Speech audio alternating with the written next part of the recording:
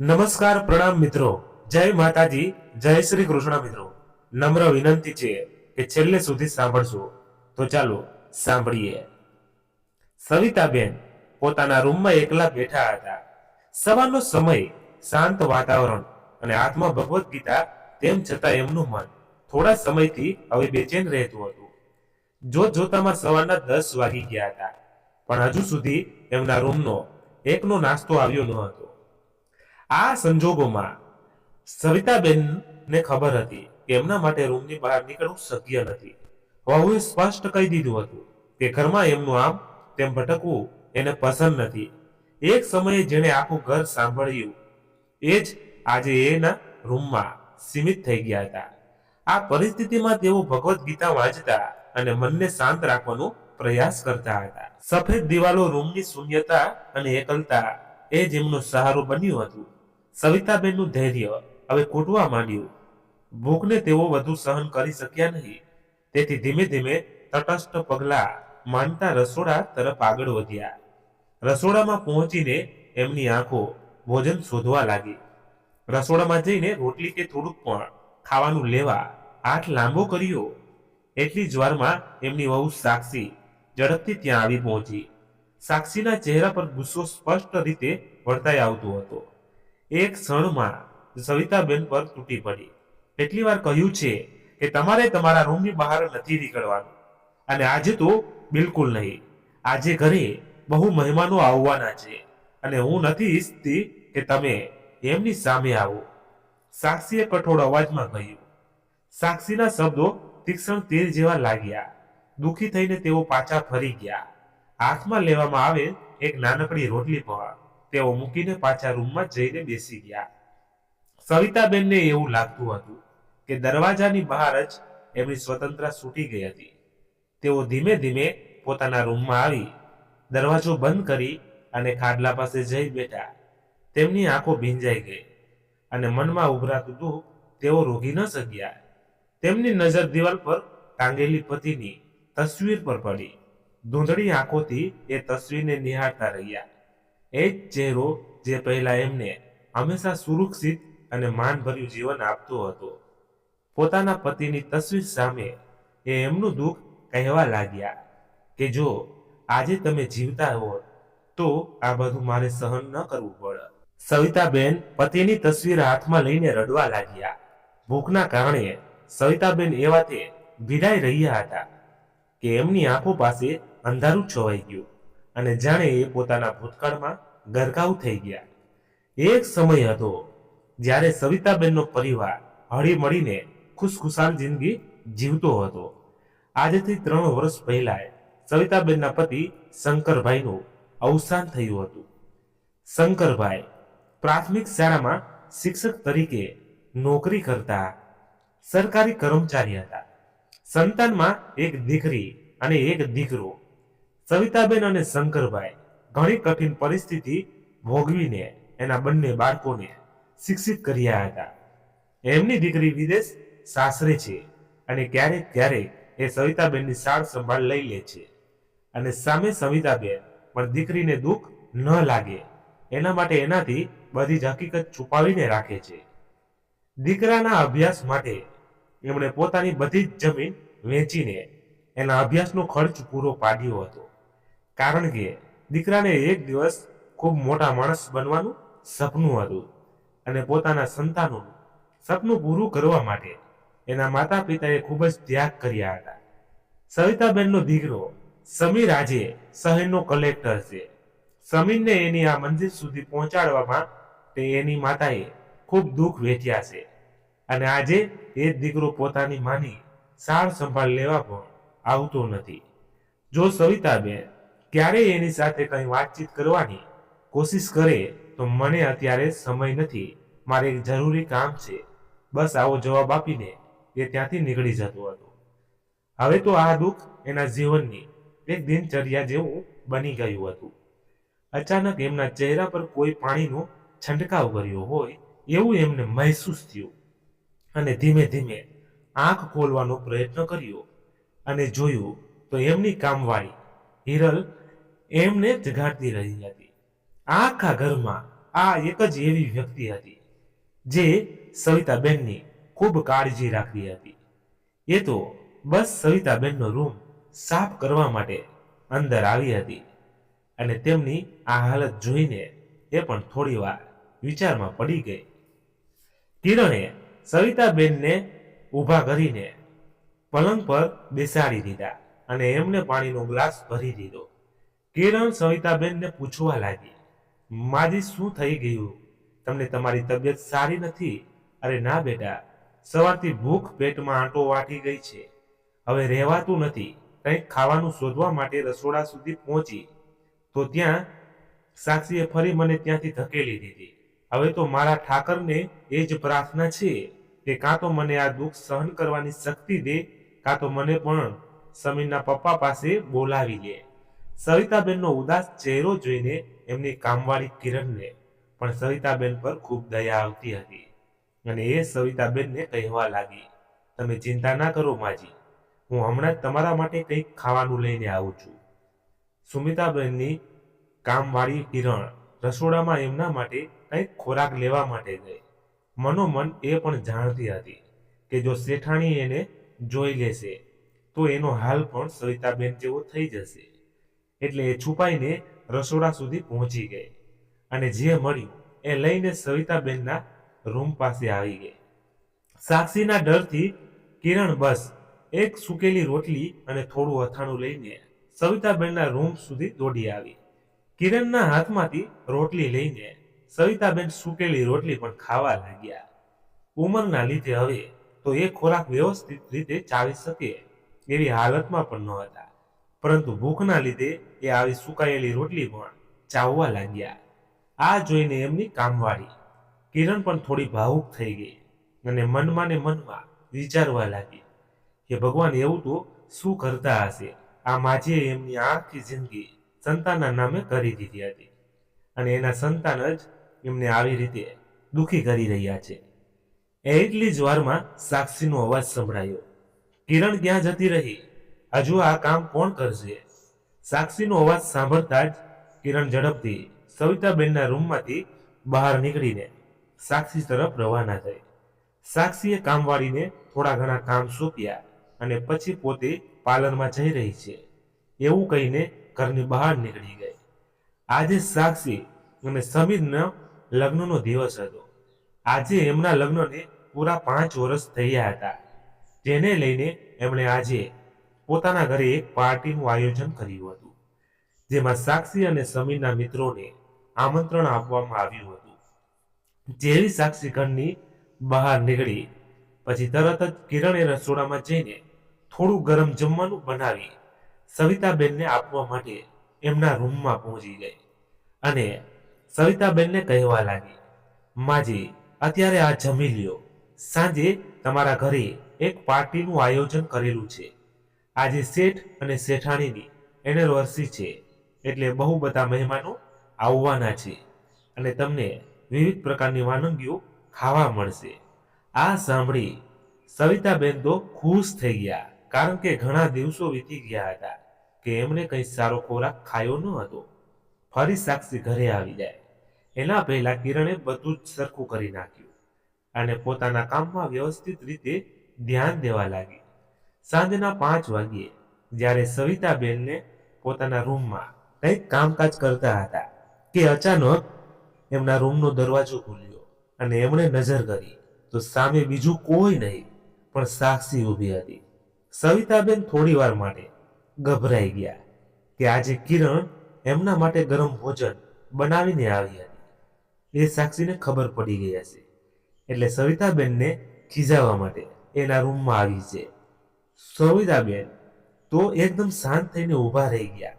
સાક્ષી અંદર આવી એના હાથમાં રહેલ એક થેલી સુમિતાબેનના પલંગ પર ફેંકી દીધી અને કહેવા લાગી, આમાં એક સાડી છે, એ પહેરી લેજો. આજે મારા અને સમીરના બહુ બધા મિત્રો ઘરે આવવાના છે. હું નથી ઈચ્છતી કે તમારા લીધે મારે કે સમીરને નીચું જોવું પડે. તમારું આ ગામડાનું જીવન મને તો ક્યારેય સમજમાં નહીં આવે. બસ સમીરના લીધે હું ચૂપ છું, બાકી તો હું તમને દેખાડી દે.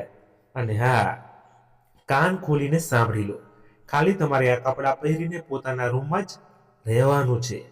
ભૂલથી પણ બહાર પગ મૂકવાની હિંમત ન કરતા, નહીં તો મારાથી ખરાબ કોઈ નહીં, યાદ રાખજો.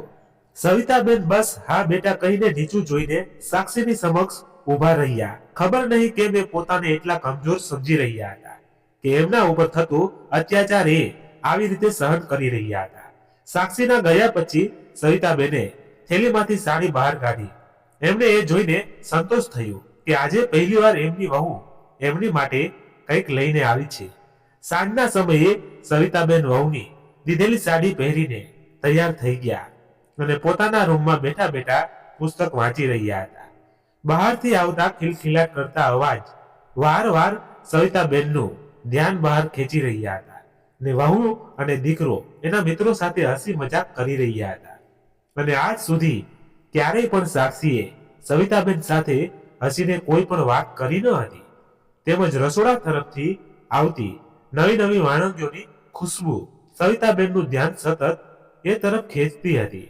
શિયાળાના દિવસો હતા એટલે સાંજના સમયે પવન થોડો વધારે જ ફૂંકાતો હતો અને એ જ દરમિયાન સવિતાબેનના રૂમનો દરવાજો પવનના લીધે ખુલી ગયો.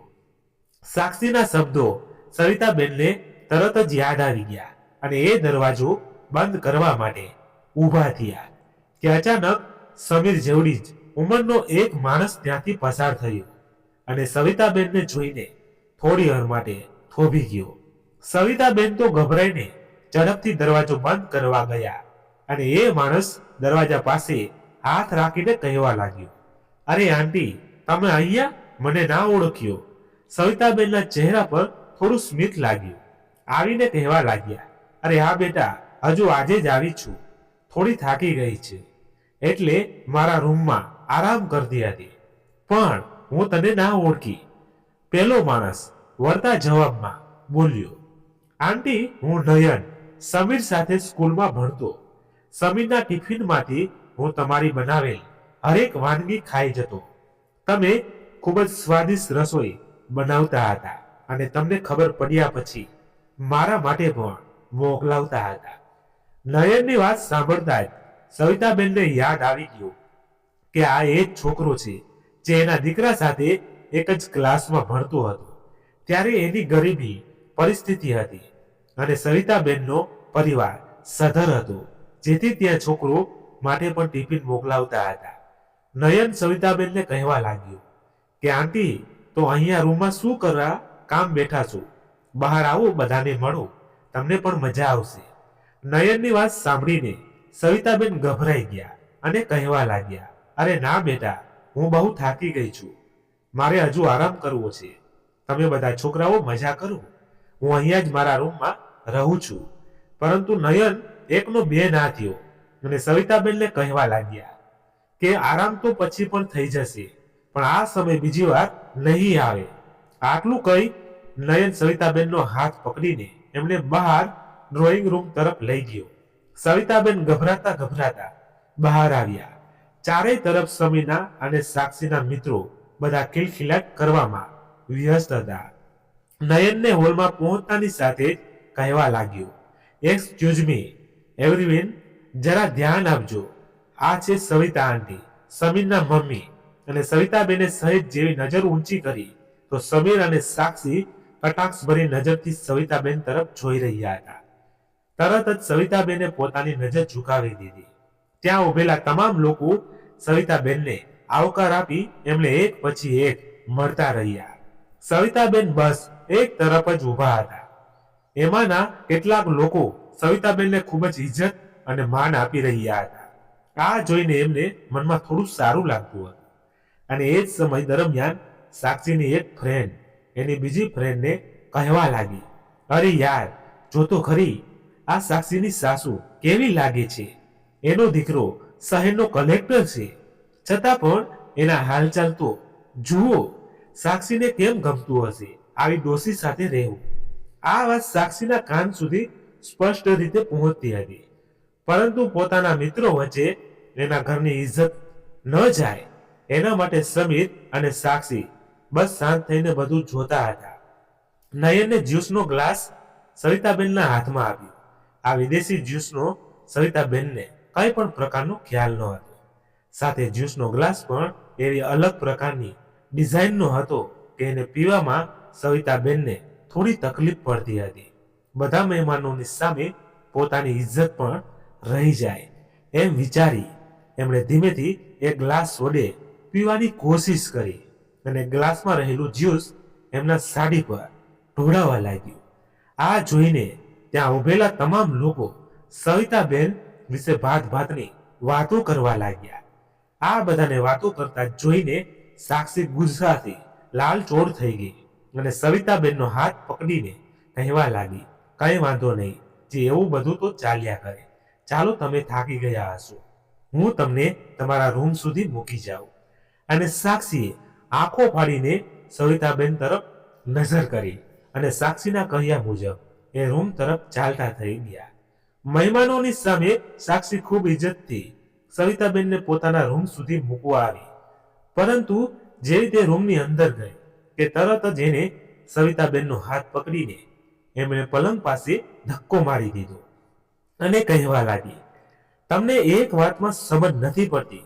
શું મળે છે તમને અમારી આવી બેઇજ્જત કરીને? તમને તો હું પછી જોઈ લઈશ. આટલું કહીએ તરત રૂમની બહાર નીકળી ગઈ. સાક્ષીના ગયા બાદ સવિતાબેન ખૂબ ઉદાસ થઈને બસ એક ખૂણામાં બેસી રહ્યા. સાક્ષીએ એટલો જોરદાર ધક્કો એમને લગાવ્યો હતો કે સવિતાબેનના હાથમાં થોડી એવી ઈજા પણ થઈ ગઈ હતી. ઉંમરના કારણે એમને હાથ વધારે દર્દ આપી રહ્યો હતો અને સવિતાબેન મનમાં અને મનમાં ખૂબ જ ગભરાતા હતા કે જ્યારે બધા મહેમાનો જતા રહેશે ત્યારે તેમની વહુ એમને શું હાલત કરશે. રાતના 10 વાગી ગયા હતા અને હજુ સુધી સવિતાબેન જમ્યા પણ ન હતા. બપોરના સમયે જ્યારે સાક્ષી બહાર ગઈ હતી ત્યારે જ એમની કામવાળીએ જે ભોજન આપ્યું હતું ત્યાર પછી એક રોટલીનો કટકો પણ સવિતાબેને ખાધો ન હતો. મનોમન ભગવાનને સ્મરણ કરતા સવિતાબેનની આંખ ત્યાં જ બેઠા બેઠા લાગી ગઈ અને અચાનક થોડીવાર પછી એમના રૂમનો દરવાજો કોઈકે ખૂબ જોરથી ખખડાવ્યો એવું એમને લાગ્યું અને તરત જ એ ઊંઘમાંથી જાગી ગયા. એમણે નજર કરી તો સવિતાબેનનો દીકરો સમીર અને એની વહુ સાક્ષી એની નજર સામે ઊભા હતા. બંનેના ચહેરા જોઈને સાફ સાફ ખબર પડતી હતી કે આજે તેઓ ખૂબ ગુસ્સામાં છે.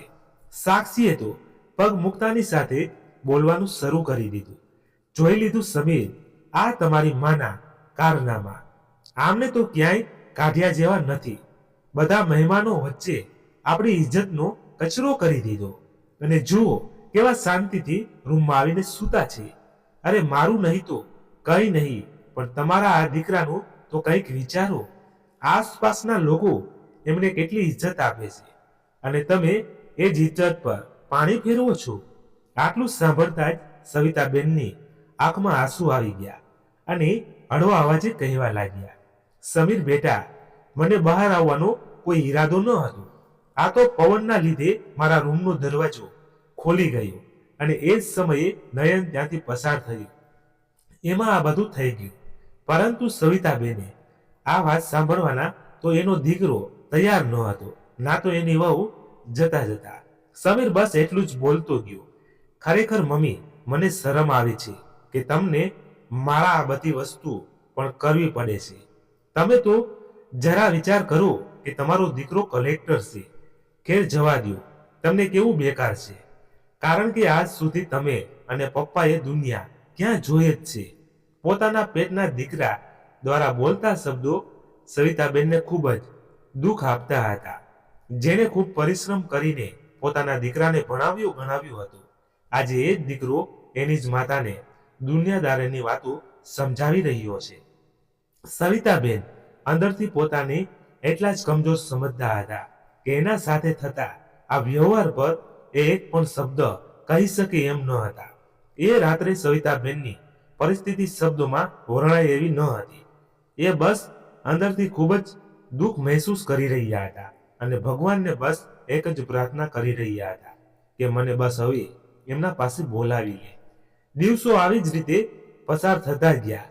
સવિતાબેનની વહુ સાક્ષીનો વ્યવહાર એમના પ્રત્યે દિવસે ને દિવસે બગડતો જતો હતો અને આ બાબતમાં એનો દીકરો સમીર પણ કોઈ ધ્યાન આપતો ન હતો. એ તો બસ પોતાનામાં જ કામમાં વ્યસ્ત રહેતો હતો. સવિતાબેનના પતિના અવસાન પછી સાક્ષી અને સમીરનો વ્યવહાર સવિતાબેન પ્રત્યે ખૂબ જ સારો હતો, પરંતુ એ પણ એક સ્વાર્થ માટે. સમીરના પપ્પા એમના ગામડાનું ઘર સવિતાબેનના નામે મૂકીને ગયા હતા, જેના પર સાક્ષીની નજર હતી. એક દિવસ બંને જણાએ સવિતાબેનને લાગણીવશ બનાવીને એમના પાસેથી આ મકાન કોઈક બીજા વ્યક્તિને વહેંચાવી દીધું અને એમ કરીને સવિતાબેનને મનાવી લીધા કે જો અત્યારે આ રૂપિયા નહીં ભરીએ તો સમીરે અભ્યાસમાં અત્યાર સુધી કરેલી મહેનત વ્યર્થ જશે. પોતાના દીકરાનું કોઈ માં ખરાબ કેવી રીતે વિચારી શકે? આ સમજીને તેમણે આ મૂલ્ય પૂંજી એના દીકરાના ખાતર વેચી દીધી અને આજે એ જ દીકરાના આલિશાન ઘરમાં સવિતાબેનની આવી હાલત થઈ રહી છે. આ પરિસ્થિતિ ખૂબ દુઃખ હોય છે, જ્યાં માતા પિતા પોતાના બાળકો માટે અનંત ત્યાગ કરે છે, તેમનું ઉજ્જવળ ભવિષ્ય બનાવવા માટે પોતાની સુખ શાંતિ દાવ પર મૂકે છે, અને જ્યારે એ જ સંતાન મોટા થઈ જાય ત્યારે માતા પિતાની મહેનત ત્યાગ અને સંસાર માટે કરેલા સંઘર્ષને ભૂલી જાય છે. એકવાર સવારે રવિવારનો દિવસ હતો અને સમીર પોતાની પત્ની અને બાળક સાથે ફરવા માટે જવાનો હતો. એના પહેલા સાક્ષી સવિતાબેનના રૂમમાં આવી અને એટલું કહીને જતી રહી કે આજે કિરણ પણ કામ ઉપરથી નથી આવવાની અને અમે પણ બહાર જઈએ છીએ, એટલે આજે ઘરનો તમામ કામકાજ તમારે કરવાનું છે. રાત્રે જ્યારે પણ અમે ઘરે આવીએ ત્યારે અમારા બધાનું જમવાનું તૈયાર રાખજો. સાક્ષી એટલું કહીને ત્યાંથી નીકળી ગઈ અને સવિતાબેન પણ એની હામાં હા કહીને ત્યાં જ બેઠા રહ્યા. આખર સવિતાબેન માટે એ જે વિકલ્પનું હતું, જ્યાં દરરોજ બધા હોવા છતાં તેઓ પોતાને એકલા જ મહેસૂસ કરતા હતા, અને આજે તો ઘરે પણ કોઈ હાજર ન હતું. આ બંને દિવસોમાં એમને કોઈ ફેરફાર દેખાતો ન હતો. વહુઓના કહ્યા મુજબ એમણે ઘરની સાફ સફાઈ કરવાની શરૂ કરી. ઉંમરના લીધે હવે એમના હાથ પગ પણ પહેલાની જેમ ઝડપથી ચાલતા ન હતા. તેઓ ધીમે ધીમે ઘરનું કામકાજ કરવાનું શરૂ કરી દીધું. કામ કર્યા પછી સવિતાબેનને ખૂબ ભૂખ લાગી હતી, એટલે તેમણે રસોડામાં જઈને જોયું તો જ્યાં નાસ્તો પડેલો હોય ત્યાં સાક્ષી તાળું મારીને ગઈ હતી. આખા રસોડામાં ક્યાંય પણ કોઈ ખાવાની ચીજ વસ્તુઓ ન હતી. માત્ર સવારનું બનાવેલી રસોઈ પ્લેટફોર્મ પર ઢાંકેલી પડેલી હતી. ભૂખના કારણે સવિતાબેને ઠંડી રસોઈ ખાવાનું નક્કી કર્યું. એ વ્યવસ્થિત રીતે ચાવી પણ નહોતા શકતા, પરંતુ થાકના લીધે એમને ભૂખ થોડી વધારે જ લાગી હતી. જમીને તેઓ ફરી પોતાના કામમાં લાગી ગયા. આજે ઘરનું કામ થોડું વધારે જ હતું અને એમનું શરીર પણ એમનો સાથ આપતું ન હતું, કારણ કે હમણાં ઘણા દિવસથી સાક્ષી એમના પર ખૂબ જ અત્યાચાર કરતી હતી, જેના લીધે સવિતાબેનનું શરીર ખૂબ જ કમજોર થઈ ગયું હતું. અતિશય અશક્તિના લીધે સવિતાબેનને ચક્કર આવી ગયા અને એ જમીન પર નીચે ફસડાઈ પડ્યા. વહાલા સામે એનો દીકરો અને વહુ તો ફરવાના મસ્ત હતા. અચાનક સમીરના ફોન પર ફોન આવ્યો અને થોડી વાર માટે ગંભીર થઈ ગયો. સાક્ષી એને પૂછવા લાગી કે કોનો ફોન હતો અને શું થયું. સમીરે બસ એટલું જ કહ્યું કે આપણે અત્યારે જ હોસ્પિટલે જવું પડશે. પછી સમીર અને સાક્ષી હોસ્પિટલ જવા માટે નીકળી ગયા. ત્યાં જઈને જોયું તો હોસ્પિટલના ખાટલા પર સવિતાબેન બેહોશ હાલતમાં સૂતા હતા અને એની બાજુમાં સમીરનો ખાસ મિત્ર નયન ઊભો હતો. સમીરે આવીને સવિતાબેન વિશે પૂછ્યું અને ડોક્ટરે જણાવ્યું કે અતિશય કમજોરીના લીધે તેઓને ચક્કર આવી ગયા છે, સાથે બીપીના પણ પેશન્ટ છે. એમને સમયસર ખાવાનું મળતું નહીં હોય, જેના લીધે એમને આ સમસ્યા થઈ છે. 2-3 દિવસની સારવાર પછી એ પહેલાની જેમ સ્વસ્થ થઈ જશે. પછી નયને સમીરને બધી વાત કહી સંભળાવી કે સમીર, હું તો બસ તારા ઘર તરફથી નીકળતો હતો તો મને વિચાર આવ્યો કે આજે રવિવાર છે તો તું પણ ઘરે જ હોય તો જરા તને મળતો જાઉં. પણ જેવો હું ઘરે પહોંચ્યો તો મને કોઈ નજર ન આવી અને જોયું તો તો સવિતા આંટી જમીન પર પડેલા હતા.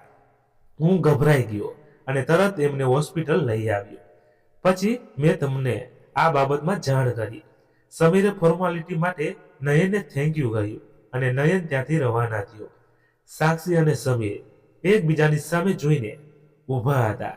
થોડી વાર રહીને સવિતાબેન ને હોશ આવ્યા. 2-3 દિવસની સારવાર બાદ ડોક્ટરે એમને ઘરે જવા માટેની પરવાનગી આપી દીધી. ઘરે જતાની સાથે સવિતાબેને આજે સાક્ષીનું કંઈક બીજું જ રૂપ જોયું. સાક્ષી ગુસ્સામાં લાલચોળ થઈને બૂમાબૂમ કરી રહી હતી. સમીર, હવે તો મને સમજાતું નથી કે આ ડોસીને જોઈએ છે શું?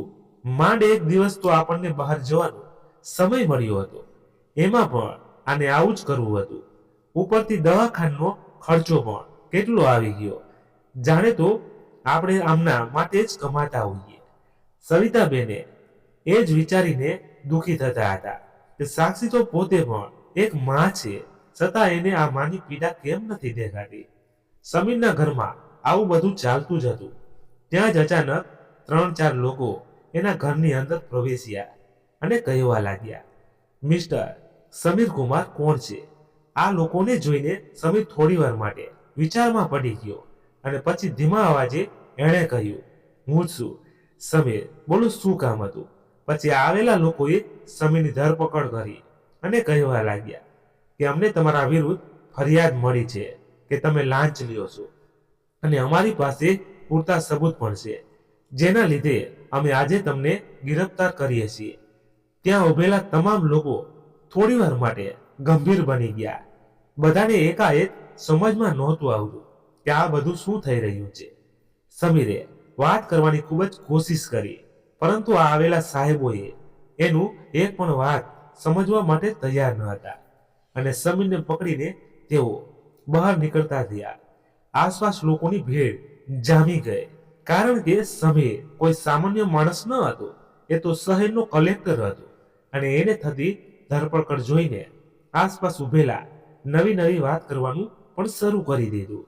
સાક્ષી પણ એમની પાછળ પાછળ દોડતી રહી કે મારા પતિએ કંઈ નથી કર્યું. સમીરને જેલમાં પૂરી દેવામાં આવ્યો. એના બધા જ મિત્રો સમીરના ઘરે પહોંચી ગયા. સાક્ષી તો બસ ત્યાં બેઠી બેઠી રડતી હતી અને સવિતાબેન પણ ખૂબ જ ચિંતામાં દેખાતા હતા. સમીરના મિત્રો એના ઘરના સભ્યોને સાંત્વના આપતા કહેવા લાગ્યા, ભાભી તમે ચિંતા ન કરશો, અમે બધું જ જોઈ લઈશું. અને આ લોકો સમીર પાસે જવા માટે નીકળી ગયા. એમના ગયા પછી સાક્ષીએ આ બધું બનવા પાછળ સવિતાબેનને દોષી માની લીધા અને કહેવા લાગી કે જ્યારને તમે અમારા ઘરમાં આવ્યા છો ત્યારનું કંઈક ને કંઈક થયા જ કરે છે, અમને શાંતિથી જીવવા કેમ નથી દેતા. પરંતુ સવિતાબેન બસ નીચે જોઈને સાક્ષીની વાતો સાંભળતા રહ્યા અને સમીરના મિત્રોને આવીને કહ્યું કે સમીરને 5 લાખ રૂપિયાનો દંડ કરવામાં આવ્યો છે અને સાથે 3 મહિનાની જેલ પણ ભોગવવી પડશે. આ સાંભળી સાક્ષી અને સવિતાબેન બંને રડવા લાગ્યા અને સમીર પર આક્ષેપો પણ લાગ્યા છે કે એણે આ બધી જ મિલકત એ લાંચના પૈસામાંથી ઊભી કરેલી છે, જેથી સરકાર એના પાસેથી બધી જ મિલકત ઝડપી લેશે. આટલું સાંભળતા સાક્ષીના તો હોશ જ ઉડી ગયા, કારણ કે જે માલ મિલકતને લઈને એ આટલી ઘમંડમાં ફરતી હતી એ ઘમંડ એક ક્ષણમાં જ વેરવિખેર થઈ ગયો. બીજે દિવસે સવારે સરકારી કર્મચારીની ટીમ સમીરના ઘરે આવી પહોંચી અને એમનું ઘર જપ્ત કરવા માટેની કાર્યવાહી કરવા લાગી. સાક્ષી તો પોતાનો સામાન પેક કરીને તેના બાળકોને લઈને પોતાના પપ્પાને ત્યાં રહેવા માટે જતી રહી અને સમીરના મિત્રોને એટલું કહીને ગઈ કે સમીરને કહી દેજો જ્યારે તે જેલની બહાર આવે ત્યારે મને ફોન કરે, અત્યારે હું મારા પપ્પાને ત્યાં જતી રહું છું. આટલું કહી સાક્ષી પોતાના દીકરાને લઈને ત્યાંથી નીકળી ગઈ અને સવિતાબેન બસ ત્યાંને ત્યાં ઊભા રહી ગયા. સમીરના મિત્રો સાક્ષીનો વ્યવહાર બસ જોઈ જ રહ્યા અને એમાંથી એકે આવીને સવિતાબેનને કહ્યું, આંટી તમે અત્યારે મારા ઘરે ચાલો, હું અને મારા મમ્મી બંને અહીંયા રહીએ છીએ. થોડા દિવસ તમે મારા મમ્મી સાથે રહો, તમને પણ સારું લાગશે. આ શહેરમાં સવિતાબેનનું બીજું કોઈ આધાર ન હતો, એટલે એમણે ના છૂટકે સમીરના આ મિત્રની વાત સાંભળવી પડી અને તેમના ઘરે પહોંચી ગયા. સમીરનો મિત્ર નયન ખૂબ જ વિવેકી હતો. એણે ખૂબ સન્માનથી સવિતાબેનને પોતાના ઘરે રાખ્યા અને એમની ખૂબ સાર સંભાળ કરી. સવિતાબેનના પોતાના દીકરાની ખૂબ જ ચિંતા થતી હતી અને એ વારે વારે નયનને એક જ પ્રશ્ન પૂછતા કરતા, તે મારો દીકરો શું કરે છે અને હાલતમાં છે. એમાં ને એમાં 3 મહિનાનો સમય વીતી ગયો, પણ સમીર પાસેથી બધી જ મિલકત લઈ લેવામાં આવી હતી, જેના લીધે હવે સમીર રોડ પર આવી ચૂક્યો હતો. હવે એ દંડના પૈસા કેવી રીતે ભરશે, આ વાત એને વધુ ચિંતામાં મૂકતી હતી. જો તે આ દંડ નહીં ભરે તો તેને હજુ વધારે સમય જેલમાં રહેવું પડશે અને સજા ભોગવવી પડશે. પરંતુ જેલની સજા ભોગવ્યા બાદ નયન સમીરને લેવા માટે આવ્યો. એને જોઈને સમીર ખુશ થઈ ગયો અને કહેવા લાગ્યો, મને ખબર જ હતી કે સાક્ષીના પપ્પા મારી મદદ જરૂર કરશે. એના જમાઈને આવી હાલતમાં તો ના જ રહેવા દે. નયન બસ થોડી વાર માટે સમીરની વાતો સાંભળતો રહ્યો અને પછી એને સમીરને વાત કરી. આ વાત સાંભળતા જાણે તો સમીરના પગ નીચેથી જમીન સરકી ગઈ હોય એવું થયું અને એને જણાવ્યું, સમીર, તું જેની આશા રાખીને બેઠો હતો એ માણસો તો તને તે જ દિવસે છોડીને ચાલ્યા ગયા અને જે માં તારી આટલી ચિંતા કરતી હતી તેમના લીધે જ આજે તું જેલની બહાર આવ્યો છે.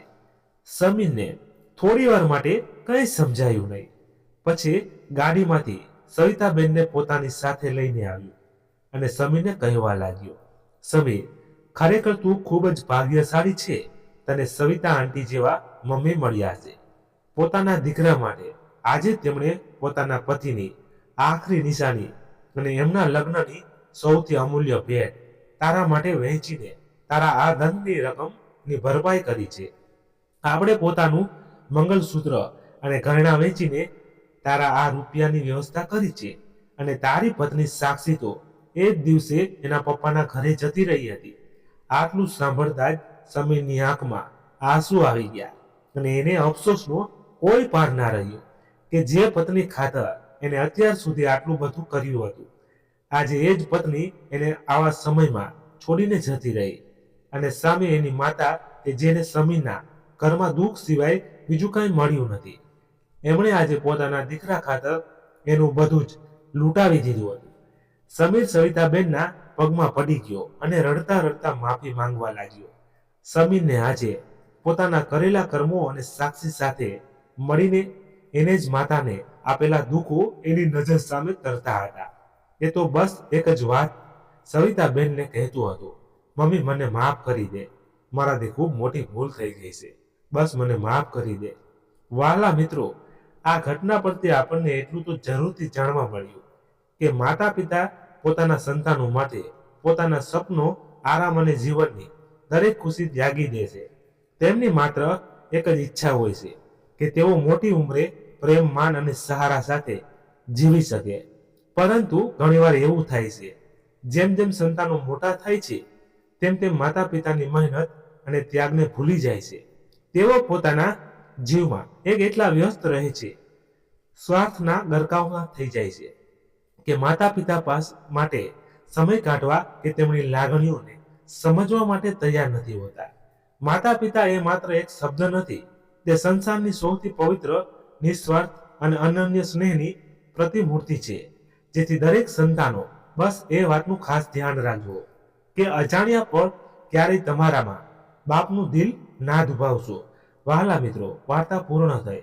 આપને પસંદ આવી હોય તો ખાસ વિડીયોને લાઈક કરી અને એકવાર કોમેન્ટ બોક્સમાં સાચા મનથી રાધે રાધે જરૂરથી લખી નાખજો, જેથી માતાજીની કૃપા આપ સૌના પરિવાર પર બની રહે. આ વાર્તા વિશે આપનું શું કહેવું છે તે પણ આપ અમને કોમેન્ટ બોક્સમાં જરૂરથી જણાવજો. અને ખાસ મિત્રો, આપણી આ ચેનલને સબસ્ક્રાઇબ કરવાનું ભૂલશો નથી, જેથી આવી જ સત્ય ઘટના અને સત્ય ઘટના પર આધારિત વાર્તા આપને સમયસર સાંભળવા મળતી રહે. ફરી મળીશું મિત્રો કોઈ નવી વાર્તા સાથે. ત્યાં સુધી તમારા મિત્રો તથા પરિવાર સાથે ખુશખુશાલ રહો. જય હિન્દ, જય ભારત.